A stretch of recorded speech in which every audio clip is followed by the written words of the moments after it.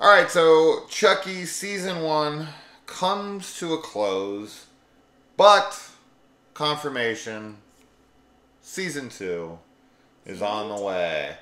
And this show ends obviously with this cliffhanger that would leave off for season 2. So I think that was always the intention, unless they have some alternate cut where they didn't get renewed and it ended it. Maybe. But I don't think that exists. They definitely intend for there to be a second season or more. And we get it. We got it. Coming to USA and Sci-Fi Network. Probably next October, hopefully. Hopefully. We'll just get another year. And we'll get back to it. So, alright. So, previously on fucking Chucky. We get a second previously on fucking Chucky. The first one was really funny. The second one is delivered by a good guy doll. And the opening credits features multiple good guy doll boxes. Which is probably my favorite of the opening title credit sequence. You know, that's different because they use a different object or something. And your favorite is which? I have such a hard time picking the favorite because I really like the dolls in the beginning, like the first episode. But I love all of them. I think they're all really cool. Yeah. Well, it's something to look forward to. Yeah, exactly. Right? Every week it was like, what's it going to be this week? And it definitely does foreshadow what will happen in the episode, which is pretty neat. Yeah, I'm definitely a fan. I get it. I get the like ritualistic nature that people kind of get out of watching shows that have that same opening, and it kind of gets them amped. But I like the changes. I like to see the changes, the additions and whatnot.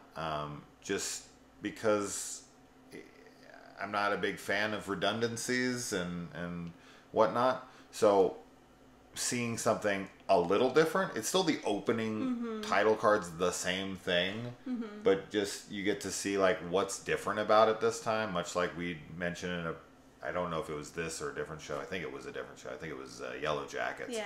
But Weeds does this, where they have a different band do their theme song like every week. And it was always like, ooh, what's it going to be this week? And it's exciting, even though it doesn't really matter to the show. It doesn't evolve. Like, it doesn't change the plot or anything. It's always just a little extra excitement of like, ooh, what's it going to be this week? Yeah, it's cute. And it is like, you know, it's still ritualistic because it's the same opening. It's the same music. It's the same exact animation of whatever object flying in to form the Chucky same music, word. Right? Yeah. Who said that? Same music? Same music, yeah. Okay. But different objects in it, yeah. I think that's really neat. Yeah. So, all right. Someone had mentioned in my comments that potentially the dolls that were going to be changed were the second generation, so to speak, dolls that Chucky's blood goes into, the big vat of plastic in Child's Play 3. I loved this idea. I always wondered when I was a kid, when I was watching Child's Play 3 growing up, why Chucky was only in one body when they made many dolls out of that vat of plastic. So I thought that would have been a really cool nod to Child's Play 3 to be like, you know, Tiffany was specifically looking for the second generation or the reissue Chucky dolls from the second line when they brought the company back and used that Chucky blood. I think that would have been brilliant. I would have loved that. Me too. I love that idea so much. And it's okay that that didn't know, end up being what they went with, but I still think that that's a super interesting, you know, route to take with it, where it's just that line of Chucky doll that's being, you know, possessible. I think it would make sense, and it would also kind of give, I don't know, some kind of parameter to stuff. Sure. Right? As opposed to like we were talking about in the last episode. Does this mean that every good guy doll on Earth came alive?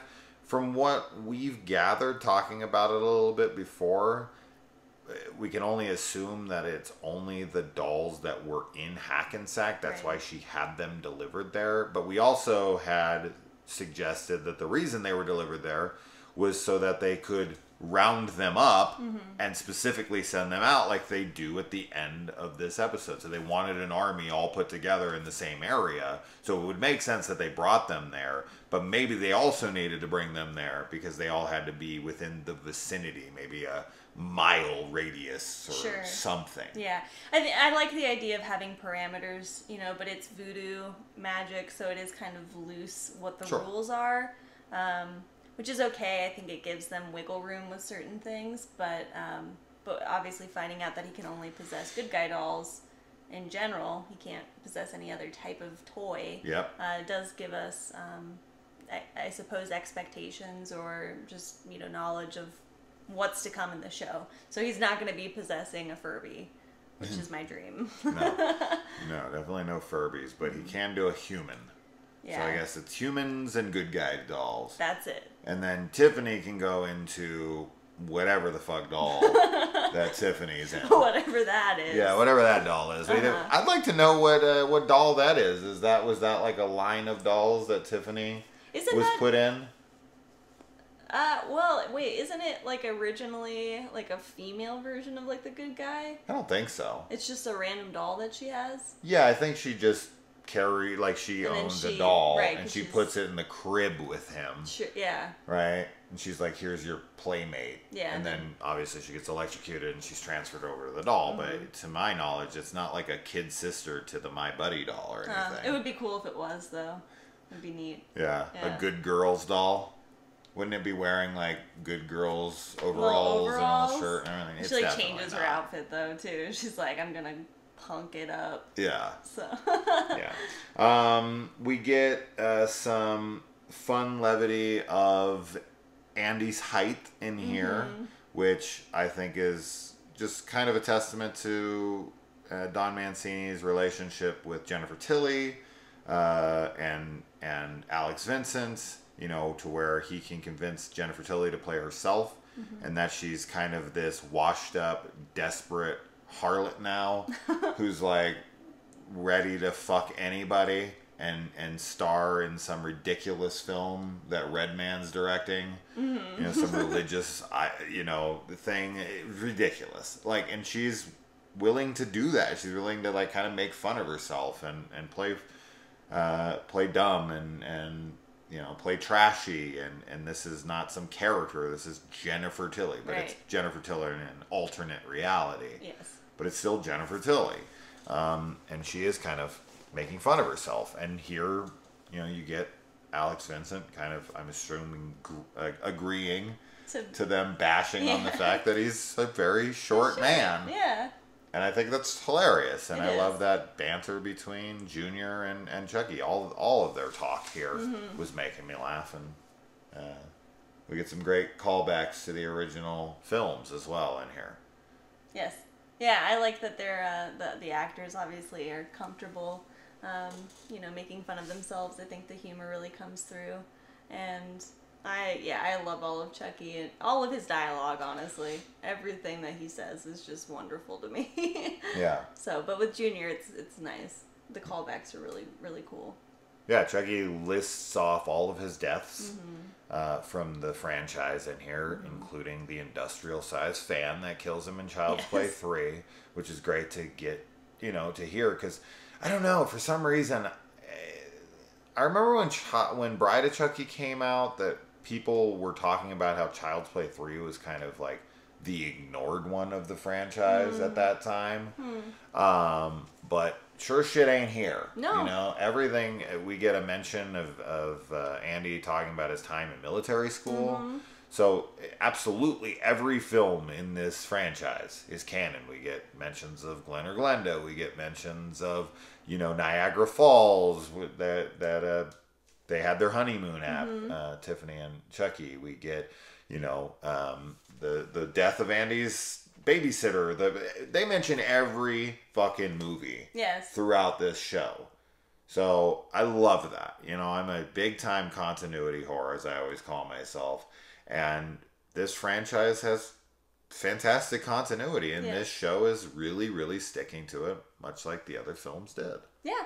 No, it's wonderful. There's a lot of franchises that, do just ignore previous movies or, you know, whatever happens in any like universe of that film, and this series doesn't ignore anything, which is wonderful. I think it gives them a lot of content to work with too.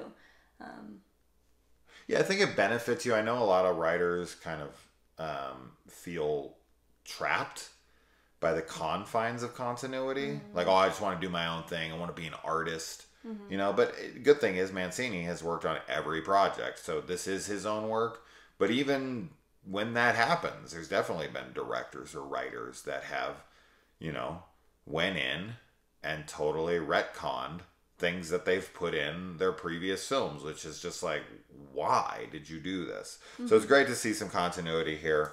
After Chucky hides in the toilet, we do get that breakdown of all of his deaths, which I had said that reminded me of Freddy Krueger going through his list of deaths in the Nightmare on Elm Street franchise. So, and we even get Chucky wearing a Freddy sweater at the end of this bathrobe. Yeah. It looks like it does. It looks Chucky's like sweater. Freddy's.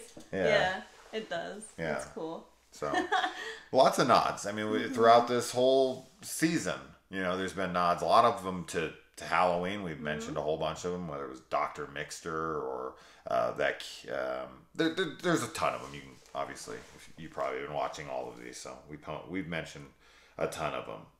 So I love that they're, you know, wearing their influences on their sleeves, that they know that they're part of this community, and Chucky is just kind of this, you know, he just endures. Yes. You know, that he's been able to stick to one timeline. I mean, what other big name horror villain can say that? I mean, Freddy made it 5 movies before things got different and changed it up with, obviously, Freddy's Dead. Jason, I guess you could say, went 8 movies before then Jason Goes to Hell kind of changed that. But here we go. I mean, Chucky is from 1988 to 2021 and beyond, I'm sure. I mean, obviously we get season 2 that'll probably drop in 2022. He's still going. Yeah, he's on the same now, path. We have that remake, but that's not part of this. You know, that is its own thing. But if you look at, like, the Halloween franchise, oh gosh, yeah. If you look at the Texas Chainsaw Massacre franchise, I mean, how many times have they now made a prequel or a sequel to the original Texas Chainsaw Massacre that ignores all the rest? Yes. I mean, it's every one of them. No. It's all, insane. Yeah, all the Child's Play movies and Chucky movies just build on the previous one. And this series does that too. It builds on the previous movies, which is why I think it's so successful for me too. It's cool because there's new stuff being introduced as well. It's not like it's just all callbacks and all repeats of things that we've already seen. They're just in there to connect it with the rest of the movies. Yeah. And I think that's fantastic. Yeah. So. Yeah, no. And if you're going to do a series, stick to what you've done in the past. You can't just be like, nah, we're just going to change that. That's what I don't like about the Halloween franchise. That's what I don't like about the Texas Chainsaw Massacre franchise. It's like, no, new timeline. Yeah. New timeline. No new timeline. You fucking dig your heels into what you've done. Yes. Or you reboot the franchise from scratch. Like, or just leave it alone. Or just stop. That's a lot of people want that, but I'm fine with them completely starting over. But not with this one.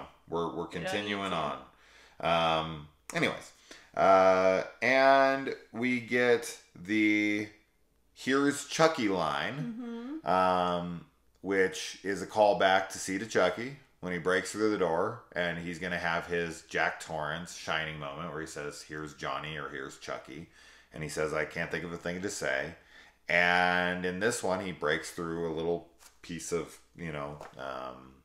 plastic, and he puts his face through like Jack Torrance, and he says, "Here's Chucky." So it's kind of like this callback to a line that he couldn't think of, almost 20 years ago. And here we finally get it. Yeah. Which was cool. Very satisfying. Yes. Very satisfying. In the theater, when I was seeing Seed of Chucky, I was just like, oh, here it comes. This is going to be, you know, the obvious homage, and they didn't go for it, but they did bring it back here, which I actually thought was pretty cool that it happened all these years later. And you had already mentioned that Chucky can only transfer to good guy dolls. Right. So we have confirmation now. There will be no Furby. Sorry. Yeah, it's okay. I'll live, I suppose. Kyle comes in and shoots this Chucky through the face. We get a lot of Chucky carnage here, but not a lot of human carnage. And, you know, something we were talking about was that our big disappointment, at least for sure me, I'm not going to speak for you, I'll let you do that for yourself. But my big disappointment with this episode definitely has to be that the theater massacre, which we had predicted that they were going to go to the Frankenstein thing, that Jennifer Tilly was going to be, you know, celebrity guest, that the good guy doll was going to be the prize. The thing we got wrong was that the mayor died. We thought for sure she was dead. She got kicked in the face, and it was like, oh, Chucky's is going to stab her. She was hoping that Caroline was going to... Yeah, run up and just stab her with Chucky. Yeah. Yes. I wanted that to happen so bad, but it could still happen because the mom lives, so... Yeah, she does. But the theater massacre is definitely the negative of this for me personally. You know? And a lot of that has to do with... And I get it, guys. This is a show about a voodoo doll who has split his soul into 100 different bodies at this point. There's 72 good guys dolls, but he split his soul already probably 15 fucking times before this, so he's nearing 100 for sure at this point. So I get that, but regardless, you can only extend your disbelief so far. And Chucky being able to crawl under the seats of all of these people, stab them through the ass. I guess it's the femoral artery, but you don't die instantaneously from that. Definitely not. And you don't die without movement. And you don't die without... Screaming and pain and agony while your asshole's being stabbed. Yeah, that doesn't happen. And the dad, obviously, the first death, he's completely frozen when he dies. He's just like this. And, like, bleeding out his mouth for some reason, which we couldn't figure out because it's his butt that got stabbed. At least his fingernails weren't bleeding. Yeah, I guess that's true, but I don't understand it. And I didn't mean to interrupt you, but yeah, this scene wasn't a major disappointment for me. It was pretty, I won't say like minor, but it was like medium. Because I wanted to see a ton of good guy dolls running around slaughtering people. Yeah. But I like that Chucky, I think that the humor of him crawling around rather, and stabbing people in the ass was really in line with the like Bride or Seed of Chucky humor. Yeah. Which is one of the things that I really love about this show and those movies I love as well. So. Yeah. I mean, the whole logistics of Chucky's plan here of like, my first victim is going to be this, you know, Caroline's dad, and I'm going to stab him through the seat, which is not going to create panic because that one person gets stabbed and doesn't move, doesn't react at all. He's instantly dead by getting stabbed. I don't care what you stab down in this area. Nobody dies instantaneously from that and doesn't move at all to where they're just like... It just doesn't happen. It doesn't happen in any way. People don't just sit there and don't move and don't react to being murdered.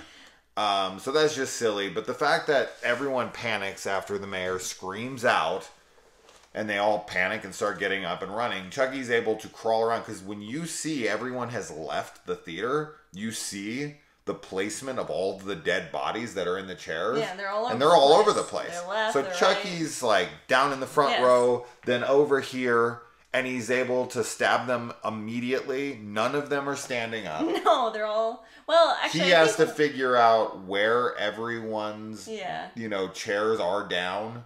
I mean, I guess those are those foldy chairs, so if a chair is here, somebody's still standing. You can see the legs, I guess. Sure. Right? Yeah. But you'd be seeing legs everywhere. Yeah. It'd be hard to tell which ones were sitting in frantic chaos. I'm thinking, we're definitely overthinking this, but people don't die instantly from being stabbed No. anywhere in this lower vicinity here. And the fact that so many people are sitting and that Chucky's able to zoom around. What should have happened here is multiple Chuckies should have been released into the theater. And the theater should have mimicked the movie that was playing.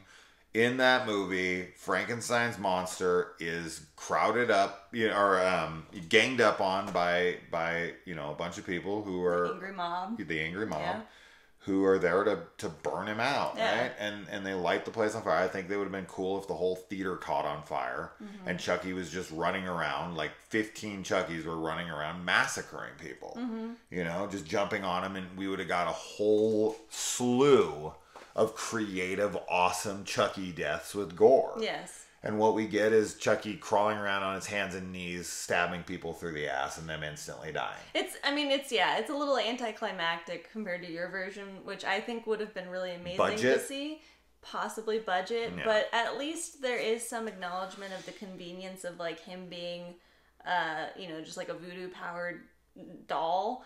When him and Jake are fighting, and he's like, yeah, I know, like, doll, you didn't think I was going to be this strong. Right. So I like that they at least, like, acknowledge that it's unbelievable, to an extent, but I just thought it was funny. Like, he's stabbing people in the ass, and he's just, like, looking like a little goblin when he does it the whole time. And it is a kind of a throwback to when he tried to stab Lexi and Junior when they were sitting or laying in the bed, so he was, stabbing up through there, and he does it now in the theater, but yeah, there could have been a lot more done. 100%. That's the definite shame of this season finale. But I like so much of what I got. I don't care, but I was expecting the theater massacre to be just that. And it was like Chucky going around poking people's butts. And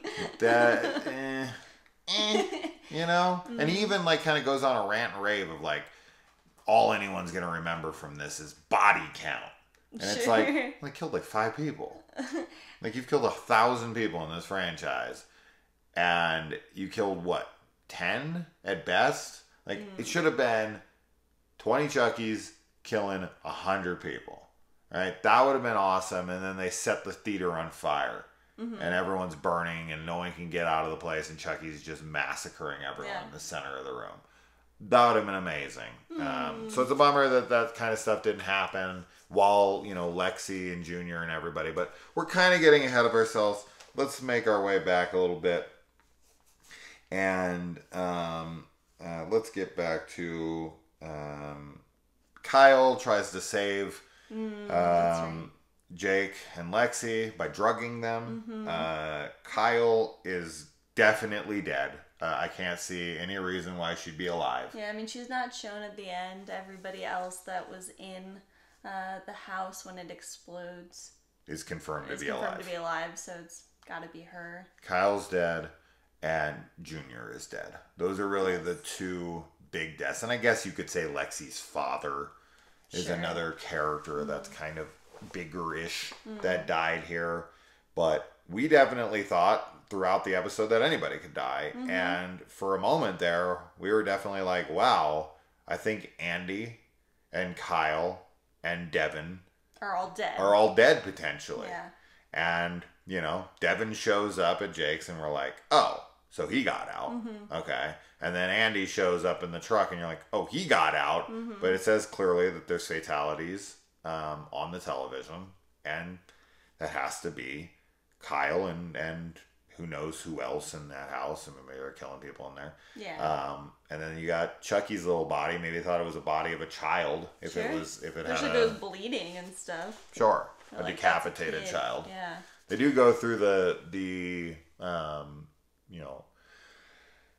they come to agreement on the age limit for murder between all of them. And he's just like, well, no babies. We're not monsters. It's like, can you define baby? Sure. And they say, he sets the limit at around 5 or 6, which, of course, is a nod to Child's Play 1, because this is Andy's 6th birthday, right? So it's kind of like anyone under 6 like, can go. Because I went after a 6-year-old. So you can so anything under that's kind of fucked up. But anything from there, who am I to say? Right. Right? Yeah. You know? Might as well. Yeah. So I thought that was cool that he put the cap at 6, which is the age Andy turns at the beginning of Child's Play 1. So cute little nod there. Lots of cute little nods throughout. Chucky is being his typical horn dog self in this. That scene was wonderful. All this stuff with Chucky talking to, Nika Chucky, and just talking about like how much tail he can get now as a woman, and then Tiffany has to kind of interject and be like, and dick, and it's like and this really awkward moment of like. I know. I thought that was so funny though. Yeah. And I love her when she's like thanks Chucky, and like thank you Chucky, like the two. It was cool. Well, yeah, she's like pissed off at one because one's trying to kill her, and I thought for a second, she was gonna get stabbed there and killed. I did there were so many moments where I genuinely thought people were gonna die. I was like, oh shit, this is the end of Nika. Death. Yeah. This is the end of Kyle, Andy, Tiffany. Like freaking, all of them. So fucking many. so many. Yeah. I was just like, oh shit, is this gonna be the end of that? Yeah. Yeah. But that's great though, because it kept us like really excited and nervous, which is a cool feeling to have, especially in a horror franchise like this, because a lot of times it's either you can kind of predict who's gonna die, or not enough people die, or something that's not the happy medium, which is what this is. Our wild card prediction for death was Devin, if I remember correctly. And I thought that happened, when the house blew up. Yeah. I was like, oh shit, Andy and Kyle and Devin are all taken out now. And that's going to really fuel Jake's fire now. Once he wakes up from being drugged, he's going to go on a fucking rampage. But, yeah, Devin's just fine. Yeah. He's just fine. He just kind of walks in his house and he's like, yeah, what up? Like, yeah, I'm here. Yeah. I'm living. Yeah. So, but I did like I liked the feeling that anybody could die. But I can't say I'm disappointed that they didn't kill more people. I'm only really disappointed in the theater massacre. I'll just say that's really my only real downside of this episode. That's fair. Nika is brought out of her Chucky curse or hex by being slapped this time and not blood. So we were wrong on that it's blood. We thought it was like confirmation. It was blood twice that brought her out of it. No, I guess just any kind of jarring thing. Some things do and some things don't. Yeah. Right? Murder one guy doesn't bring her out. Murder another guy does. Well, that's the thing with the voodoo parameters. I guess we just don't really know exactly what it is that's making her snap out of it. But it's just a loose possession, I suppose. Yeah. That's easily broken. Yeah. Which, Tiffany's been doing it for a while because she likes Nika more than Chucky. Yes. Yeah. I can't blame her. Yeah. Yeah. I can't. Well, Chucky's cool, but Nika's a sweetheart. I don't know. I don't think you'd want to. Not if he was trying to kill me or people that I cared about, but like. But random people, you're okay with people being murdered? If he was like Dexter style killing people, I'd be fine with it. That's not what Chucky's doing. I know, you're right. I'm just trying to justify it. Yes. We get the decapitation of one of the Chucky dolls here by Tiffany, which looked great. All the gore on Chucky looks great here. Obviously, really, the one in the theater. Yes. It's probably the best, or was the best. The eyeball popping. Yes, it was. Yeah, I think that's probably my favorite, aside from the Chucky head being shot whenever he's doing the Jack Torrance. That was good. Yeah, but the eyeballs popping out was gnarly. It looked so awesome. The way the eyeballs popped out, right as they kind of started to pop out, it very much was reminiscent to me of the lab technician in Child's Play 2 that gets the eyeballs shot into his thing when he gets stuck on the conveyor belt and they pop him in his head. Yeah. Just kind of reminded me of that for a moment. So I don't know if that was a nod to it or not, but definitely. Oh, no, it was that's cool. nice, though. We get the confirmation that Tiffany herself was the one that ratted out the Lakeshore Strangler and his accomplice, Eddie. And to which Chucky replies, I'll get you for this no matter what. Which is exactly what he says to Detective Norris as he's dying in the toy store. And it is Detective Norris. We actually get Detective Norris's name dropped here. Chris Sarandon's character from the first movie, the detective, that's who Tiffany calls specifically. So it's cool to hear his name here. It's a character I don't think has been mentioned in the franchise elsewise. So it's cool to hear his name. And then it was cool to hear the exact same line being thrown towards Tiffany as he throws towards Detective Norris. So really cool stuff. And then we've got another outright mention of the name Glenda. Yes. You know, it's not just my queer kid. It is straight up Glenda made this bomb for me. So I guess Glenda is a bomb maker. Is it the bomb? I thought it was It could be the luggage, but I don't know. I took it as she got me this set. It's exquisite. I thought she was talking about her clothes or something. I was confused. Oh, really? Yeah. I thought it was the luggage. Maybe with it the is bomb the luggage. in it. Yeah, for some reason. It makes sense to me that Glenda makes weapons of death. Yes, you're right. For some reason, when I saw that scene, I was like, oh, she's talking about like an outfit piece that she was wearing.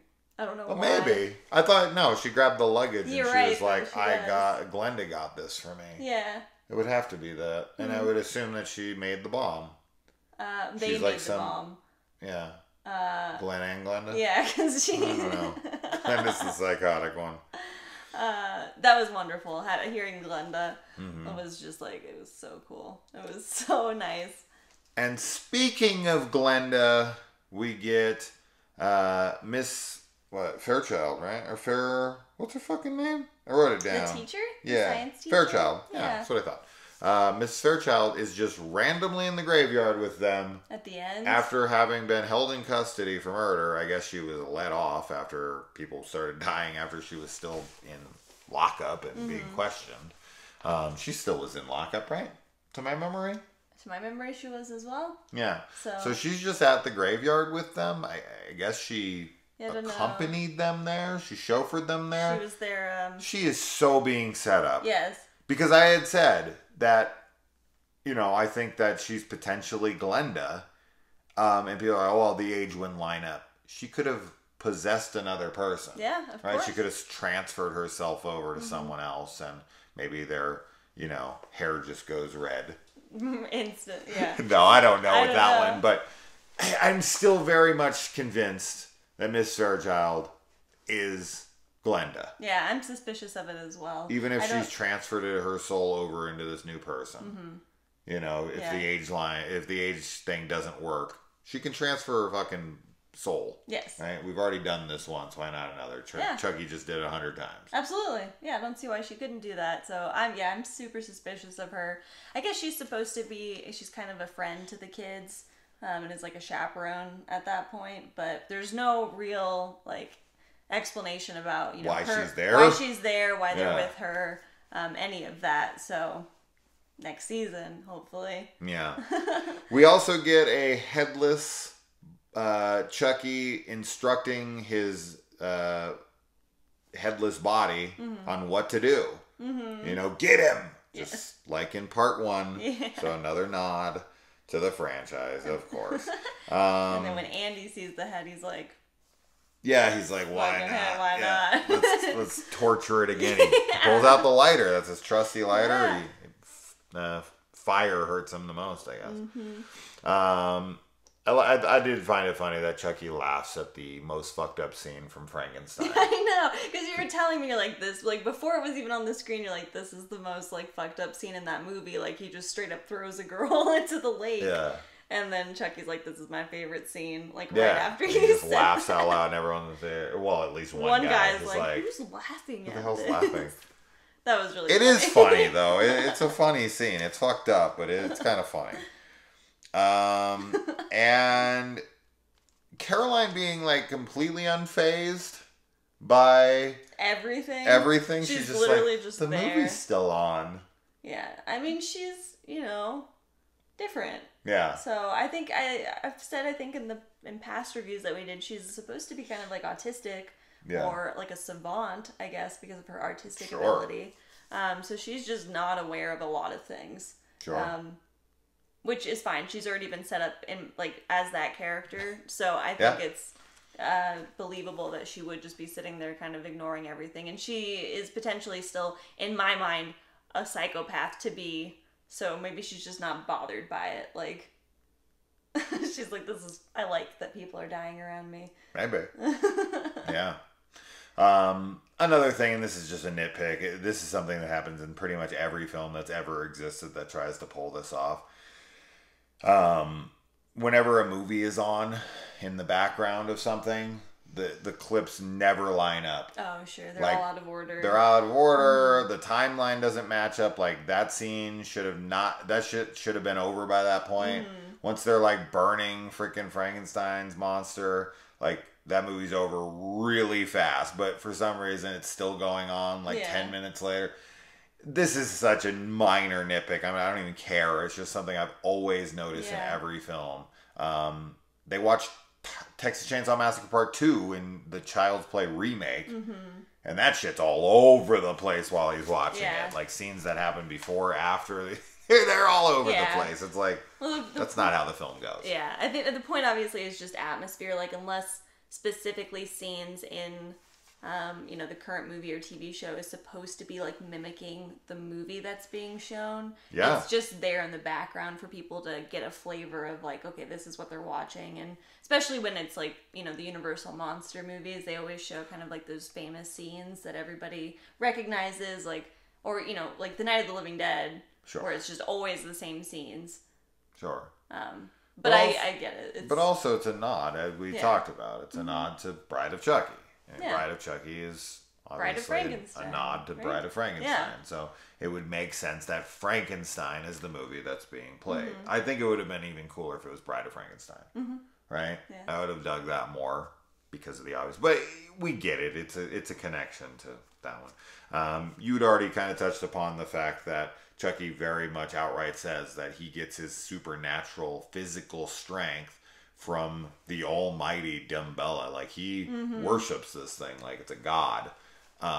And this explains how Chucky's able to overpower people. Yeah. I mean, we always just kind of assume this for ourselves, but for them to outright say it, like, I get strength, I draw from Dormammu. Right. Yeah. It's a good confirmation. I did specifically say this Doctor Strange character, I know. I get shit in the comments sometimes, and I'm like, you guys don't get the humor? Yeah. It's Dumbella, not Dormammu. But they are drawing strength from it, just like, anyways. Watch Doctor Strange. But it's cool to get confirmation from these little things. Yes. Junior dies saving Lexi. And, there's this cool shot that you liked. Yeah, it was Junior and Chucky both, have the knife stabbed into their sternum, and they're laying kind of next like to each other. It rhymes, and it's great. I love things like that. Yeah. It was a cool shot. I actually was I was not super into Junior in this episode for some reason. I don't think I really liked how he was, like, going bad. Like, it just, something about the way that, I don't know, and I don't want to, like, knock the actor, because I think he did a really good job in the rest of the season, but for some reason, like, that scene in particular, like, before he dies, I just was feeling a little off with it. I don't know if you felt that way at all, but something about it was just kind of awkward, maybe, to me. Like, he wasn't as believable, I suppose. I think Junior's a very conflicted character, right? Like, he doesn't really know where he stands. He's been bullied by his father, you know, and his mother just killed herself. He just killed his own father. He's, you know, a troubled kid at this moment. And, you know, when Chucky brings him over and he's like, you got to kill Devin, he's like, he hesitates, right? And when he's like, kill Tiffany, or Nika, I'm sorry. He's just like, who is she? Like, he's not fully in, right? He corrupted him enough to kill his father for the voodoo curse to work. But I don't know. I think that Junior is just this very confused kid. And when it comes to the Lexi scene, Lexi is really the only person that he seemed to really love and be interested in. Yeah. And so when it's his dad, easy peasy. You know, it's like, I'll kill him. When it's, you know, some random person, he's like, I don't know, man. I don't have any, like, you know, anger towards her. When it's Devin, he's conflicted because he's like, on one hand, this is Jake's boyfriend. I hate Jake, you know. But also, this kid really hasn't done anything wrong to me. So there's a lot of conflict in him. But when it came to Lexi, while he's still mad at her, and while he broke up with her, and she is kind of the catalyst for a lot of his anger, because she was a bitch who kind of redeemed herself, he does feel like this, no, I can't do it to Lexi. That's my line. You crossed it. And so he attacks Chucky. So for me, it works. It's fine. I get what you're saying. No, and I understand your side too. And I feel that that's all applicable. I guess it's really just like in the beginning of that scene when he's kind of hopeful and wanting Lexi to sort of, you know, join up with him. I don't know. Something about it was just a little weird for me. But all of it makes sense. I think that, like you said, he's really conflicted. And Lexi is sort of what gives him the biggest pause because he does want to protect her ultimately. But it was, I mean, otherwise it was a really cool scene. I like that the backdrop was the movie. Although, like you mentioned when we were watching it, I don't know how they wouldn't be hearing the screaming that was happening simultaneously to that scene. Who knows? But that's okay. They weren't paying attention because they were distracted. In the heat of the moment. Yeah. Then we get Andy who drives. Well, I guess I should say, I mean, we already mentioned the eyes popping out, but Jake has his big moment where he's like, "No, I don't need that shit. I'm gonna use my bare fucking hands." It's real hardcore. And then he defends his boyfriend, and he strangles Chucky till his eyes pop out, and Jake his tongue pops out too. He's pissed off. He's not taking shit anymore, so he's definitely broken. And that will play into the next season, which will basically kind of be almost like Friday the 13th, the television series where they're hunting down a cursed artifact or object or antique or whatever from this shop in every episode because they have to bring them back. So I think that, you know, they're going to be out there looking for all the different Chuckies. Yeah. And just seeing like Jake and, you know, company going out, whether it's Lexi or Devin or Mrs. Fairchild, Glenda,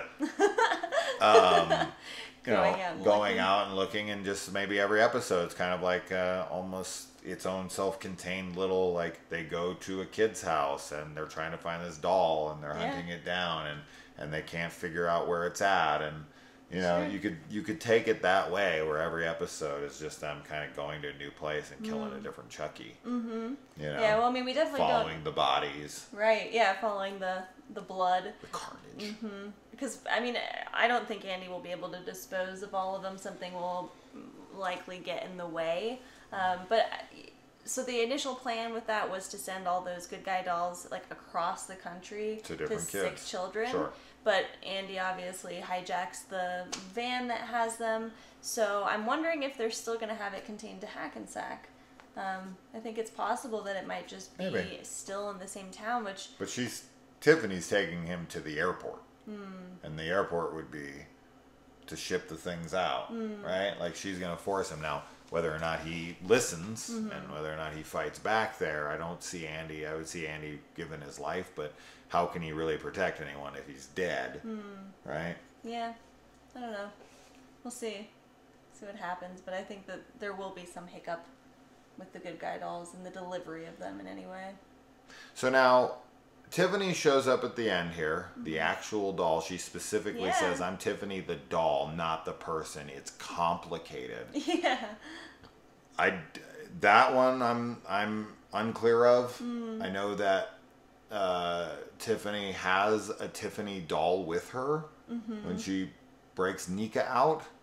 So that's that doll, I guess. And did Tiffany start breaking her soul too? Into dolls? She would have in some way. Is there a lot of Tiffany's out there? I wouldn't assume. Unless... I would assume there's one. I would assume there's only one as well. I don't think we've seen any other. But what do we know? But we don't know much. But I don't know. I was gonna say that maybe it was something like. But okay, so Tiffany is in Jennifer Tilly's body. So unless she like switched back into the doll and Jennifer Tilly like retained Tiffany's memories and was also like happy with that, was like wanting to be like, you know, evil and shit. Yeah. I don't know. I would assume she would that Tiffany would have had to split her soul or her, you know, whatever essence to have the Tiffany doll still be animated and Tiffany. But I don't know. Yeah, I don't know either. I'm not sure. Yeah. I'm confused on the Tiffany doll. She says it's complicated, so I think we'll get a better explanation of it in season 2. And then we get a random gloved hand popping up on a tree, watching the kids at the grave sites of the third wheelers. The third wheelers. My pun of the night. Talk about third wheeler. You don't want to be one. Don't want to be one. Not in this case. No. It was funny in context, trust me. But anyways, so there's a glove that pops up on the tree. Who the fuck that is? I don't know. I know Andy was wearing gloves, black gloves, when he drove off. Maybe it's him. You know? Maybe it's Kyle. Maybe she did live. She didn't live, man. I mean, the explosion is pointless. Sure. If no one and the died. News blast as so well. Kyle died. That was kind of a waste. Honestly, she did very little. She shot one Chucky doll. I personally think Jake and Lexi could have handled that doll on their own. I don't think she needed to save them, although they probably would have been there and blown up in the house had she not. Sure. So I guess she saved them to a degree. So I guess she did serve some purpose. But as we'd said, Andy leaving Kyle behind really didn't stop anything. In fact, it just got her killed. Right. Which is what he was trying to prevent. Yes, that is what he's trying to prevent. That didn't work. No. But who the gloved hand person is, I don't know. I mean, I think it could be Glenn. Sure. Right? Glenn is over there. And then Glenn's behind the tree. And Glenn's behind the tree. Yeah. Sure, could definitely. Who else? Shit, I don't know. I'll definitely look down in the comments for a lot of people's things. They get to think about it. You know, we're like right off the cuff, right as the episode ends. Give us a week, and maybe I'll come up and I'll start thinking about the previous films, like Tyler. You know, Tyler from part 3. Yeah. You know, Chucky's gonna be a bro. To see Tyler show up would be pretty cool. That would be really fun. So I could see it possibly being someone like that. I don't think we're ever gonna see people. We're not gonna see freaking what's her freaking name from Bride of Chucky. She's done with the franchise for sure.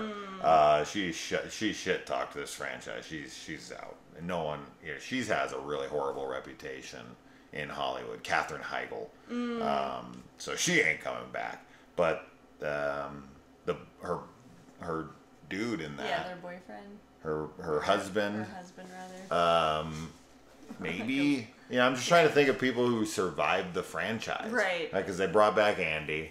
They brought back Kyle. You know, Catherine Hicks. You know, Andy's Miss Barkley. Yeah. I mean, I don't see her coming back. That actress is still alive, right? I'm pretty sure she is. I'm like, no I'm idea, pretty honestly. sure she is. And I just cool, don't. though. I couldn't see it. Her coming back. I mean, Chris Sarandon. Oh man, if fucking Chris Sarandon showed up, I don't know what he's up to. He's not dead, right? I'm like, I don't keep 100% on these people. Yeah. You know? But if anybody that I would want to see, 100% easy peasy Detective Norris. Sure, yeah. Oh my God, if Chris Sarandon showed up, I'd be so excited. I don't know, Andy Barclay's mom, I think that would be really cool. I do too. Either of them, but I could see Chris Sarandon doing it. I could. Would you like him in a flashback or like in the present timeline? Oh, right now. I want like that to be the glove guy. Yeah. You know, he's the detective. He's coming over to be like, hey.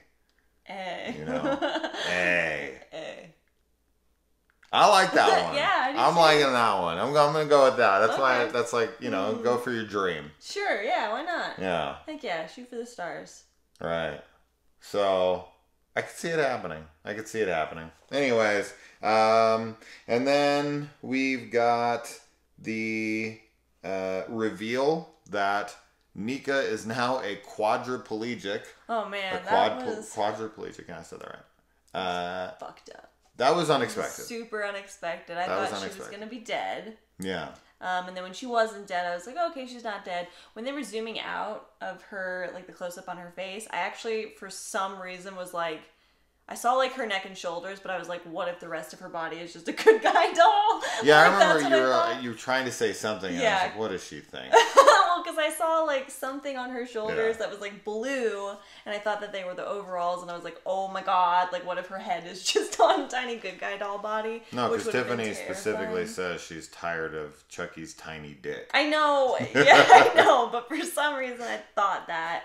And that's not the case. Instead, she just cut her arms and legs off, which is so messed up. Boxing Helena style. It's so messed up. Boxing Helena? Yeah.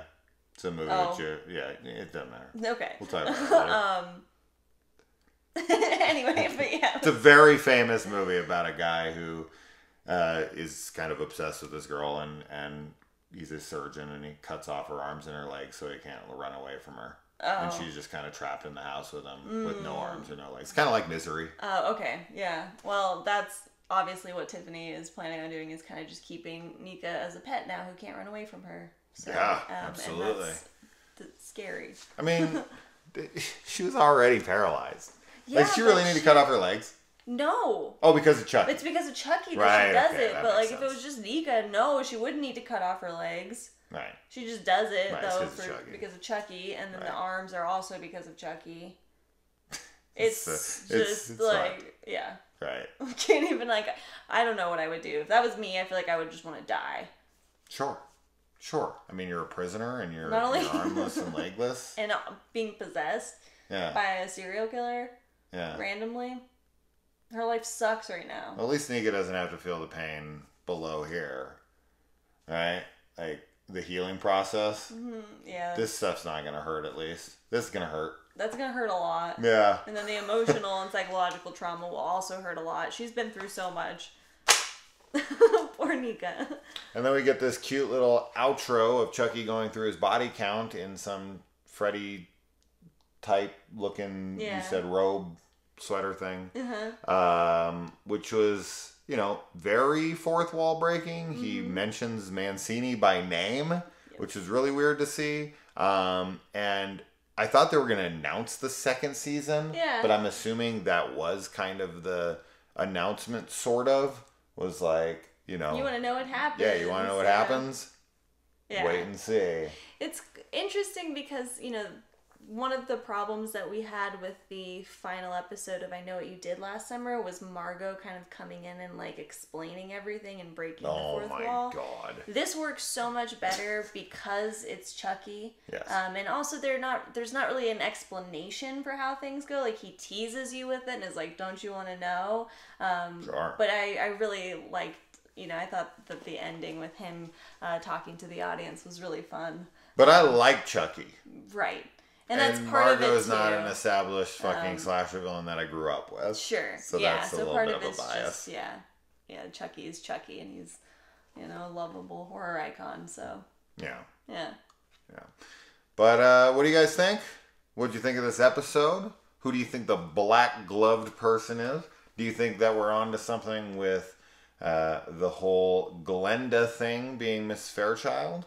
Do you think Caroline is going to kill her mother? 100%. Do you think that these guys are going to actually get the Chucky dolls out in the world? Or are they going to be, stuck in Hackensack? Mm-hmm. There's a lot to ponder here Yes. for the next year or more. Hopefully we get a Chucky Season 1 Blu-ray so we can find out what that bleeped word was. Yeah. Back in episode whatever. 3 or 4 I want to know. 5 or something. I don't remember where it was. Previous episode. Previously on fucking Chucky. Previously on Chucky says bleeping beep. Chucky. Yeah. It's cunt. We know what it is. I just want to hear him say it.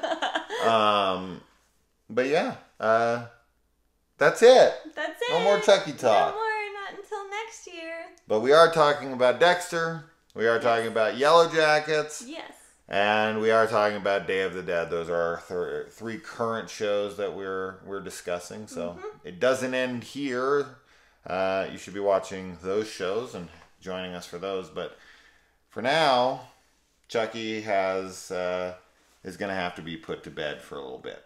But he will return. He always does because, like they say, you can't keep a good guy down. All right. Bye.